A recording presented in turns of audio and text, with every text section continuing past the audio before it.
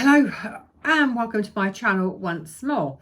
I was wondering this morning what to chat about, and one of the things that sort of occurred to me was grounding, because we have a lot of talk, don't we, in the mind body spirit world about grounding and how you need to be grounded and everything else. And I also work with a lot of clients who don't like being grounded, who like to be up here, high energy stuff. And so I wanted to talk about and I'd love to know your thoughts on this. What does being grounded feel like? And what does it do? And why do we need it? And how do you do it? And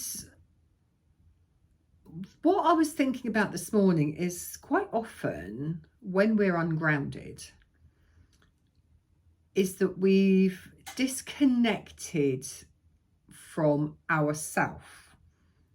We've disconnected from the present moment. And we're all in our heads.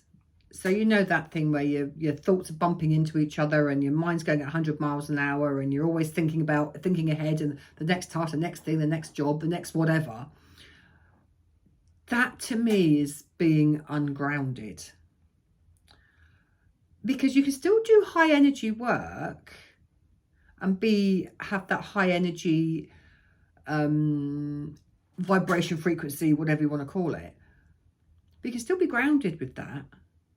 That's my thoughts. I'd like to know what your thoughts are on this and your opinions and your experiences as well, because each of us is unique. Each of us has our own thoughts and feelings on this. And to be quite honest, there is not a one answer fits all. It's because our experiences and the way we do things and the way we learn and the way we understand is so varied. That's what makes the human race so fantastic, because we're also diverse in many ways. And I can remember when my son was little, because he's a bit squirrely, he's a bit like me, all over the place. And I can remember saying to him, mate, just stop, breathe through your feet. And if you're having real trouble grounding, and I don't know why this even occurred to me again this morning, because this is like eons old. And if you're having real trouble grounding, because your brain's all over the place, just take a minute to pause.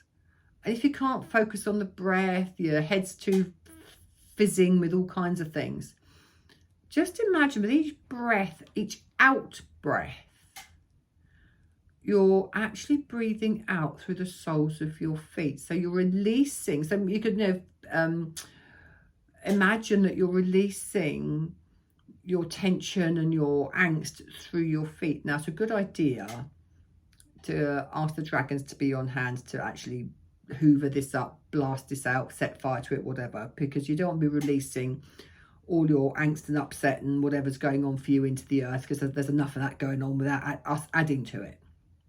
Not consciously anyway. So call your dragons in and imagine yourself breathing out through your feet and into the earth.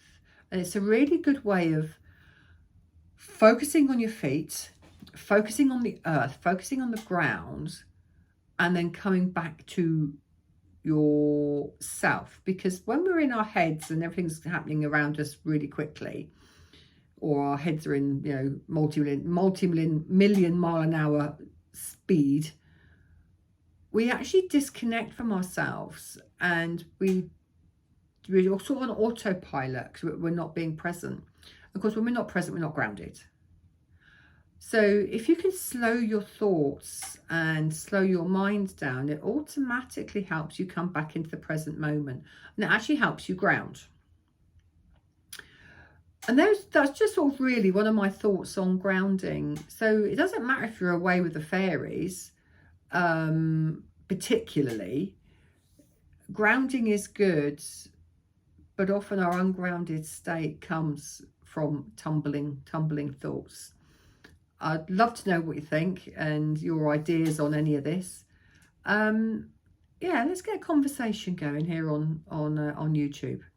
And as always, if you've liked the video and you want to share it and whatever, and of course there's a little bell you can press that and get notifications when I'm next on, if you want to hear me waffle some more. Until next time, see you later. Bye.